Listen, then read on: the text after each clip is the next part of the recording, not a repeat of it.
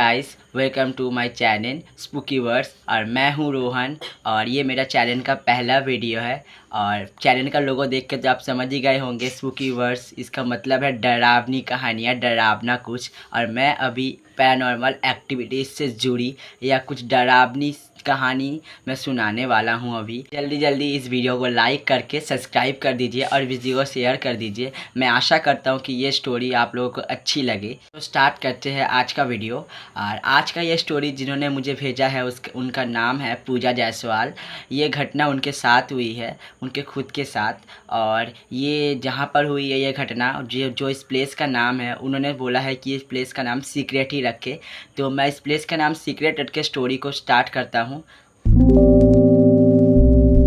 Story है 1 साल पहले की, जब उनकी शादी तय हुई थी। उनकी मतलब पूजा की और उनके हस्बैंड विशाल की, तब उनकी शादी तय हुई थी। तो एक दिन उन्होंने सोचा कि वो लोग दोनों एक साथ मिलकर शादी का थीम डिसाइड करेंगे। और उन्होंने मिलने को तय भी किया। और वो लोग मिले संडे को दोपहर 1 बजे एक रेस्टोरेंट में। और वो लोग दोनों सारा दिन रेस्टोरेंट में बातें करते रहे, बातें करे, गप्पे मारे और नए नए थीम्स जिसे देखे और डिसाइड करके उन दोनों को पता ही नहीं चला कि शाम के 6 बज गए और उन दोनों को बहुत लेट हो गया है। तभी पूजा बोली कि मुझे बहुत लेट हो गया है विशाल, मुझे घर छोड़ दो। तो विशाल ने उनको एक रोल ख़रीद के दिया और वो बोली कि मैं ये अपने घर में जाके खाऊंगी। तो वो रोल को पैक करवा कर विशाल के साथ विशाल के बाइक में बैठ गई। पूजा का गाँव के पहले एक सुनसान जंगल पड़ता है, जिस जंगल के बारे में पूजा ने भी पहले बहुत कुछ सुना है। उनके फैमिली में इस जंगल के बारे में बहुत चर्चा भी होती है। इसीलिए पूजा विशाल से कहती है कि इस जंगल में जब तक तुम रहोगे, तुम बाइक तेज़ी से चलाना, मतलब ज़ोर से चलाना, बाइक रोकना नहीं। पर उसके बाद जो हुआ उसमें विशाल के होश ही उड़ गए। अचानक विशाल के पीछे बैठी पूजा बोली, बाइक रोको। विशाल पूछा, क्यों? मैं बाइक क्यों रोकूं? तुमने तो कहा कि बाइक तेज़ी से चलाओ। पूजा बोली फिर से, बाइक रोको। विशाल डर गया और पूछा, क्या हुआ है पूजा, मुझे बोलो। फिर पूजा बोली, बाइक रोको। तो विशाल बीच जंगल में बाइक रोक देता है। और रोक के जब विशाल पूजा की तरफ देखता है तो पूजा अपने बालों को सामने कर, बालों को कैसे अजब तरीके से कर अजब बिहेवियर कर रही थी। उसका व्यवहार कुछ अजब ही था, कुछ अलग ही था। विशाल उससे कहा कि क्या हुआ है तुम्हें? पूजा कहती है, मुझे घर नहीं जाना, मुझे यहाँ ही रहना है। विशाल उसे जैसे तैसे करके घर लेके आता है और उसके घर में उसे छोड़कर उसकी मम्मी को सारी घटनाएं बताता है। घर आकर पूजा की हालत और बिगड़ गई। किसी परिवार के सदस्य के पास वो संभल नहीं रही थी। उसके अंदर एक अलग ही एनर्जी आ गया था, अलग की ताकत काम कर रहा था उसके अंदर। इसे देख उसके घर वाले बहुत डर गए और उसकी माँ ने उसे वहीं पास में एक मस्जिद में लेकर गई। और मस्जिद में एक मौलवी आया, एक वहाँ के जो मस्जिद में रहते हैं, जो भूतों को छोड़ाते हैं, वो आया और उसे एक अलग घर पर ले गया। और उस घर के अंदर सिर्फ 2 जन को जाने की अनुमति दी। उस 2 जन में से, उस पूरे परिवार में से विशाल और उसकी माँ उनके साथ गए। और आगे जो हुआ वो आपके सोच से भी बाहर है।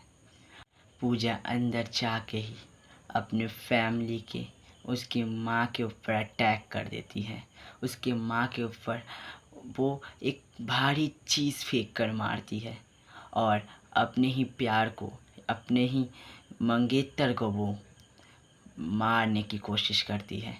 ये सब देख वहाँ के मौलवी उसको काबू में रखने की कोशिश किए और एक सर्कल बना के उसके अंदर उनको बैठा दिया और उससे पूछा, कौन हो तुम? तो पहले बार में पूजा के अंदर वो भटकती हुई आत्मा जो थी, जो शक्ति थी, जो एनर्जी थी, उसने कुछ नहीं कहा। वो हंसी और चुप हो गई। सेकंड बार जब मौलवी ने पूछा कि कौन हो तुम, बताओ, नहीं तो मैं तुम्हें नाश कर दूंगा। तो तब वो बुरी आत्मा बताती है कि मैं उस जंगल में रहती थी, उस जंगल में मेरे चर्चे बहुत दिन पहले से ही इंसान जानते थे। पर उस दिन उस जंगल के पास से ही वो पूजा जिसके शरीर में मैं हूँ अभी, वो उस दिन रोल लेकर जा रही थी और मुझे उसमें लालच आ गया और इसीलिए मैंने उस पर हावी हो गई और उस रोल खाने के लिए मैं उन पर हावी हो गई। इस बात को सुन पूरे परिवार सहमे हो गए, डर गए कि और तभी मौलवी ने उस पूजा से पूछा कि तुम इसके शरीर से चली क्यों नहीं जाती? तुमने तो रोल खा लिया है, तुम्हें तो जो चाहिए वो मिल गया है, तो तुम अभी चली जाओ। परंतु उसके अंदर बुरी आत्मा बोली, मैं नहीं जाऊंगी।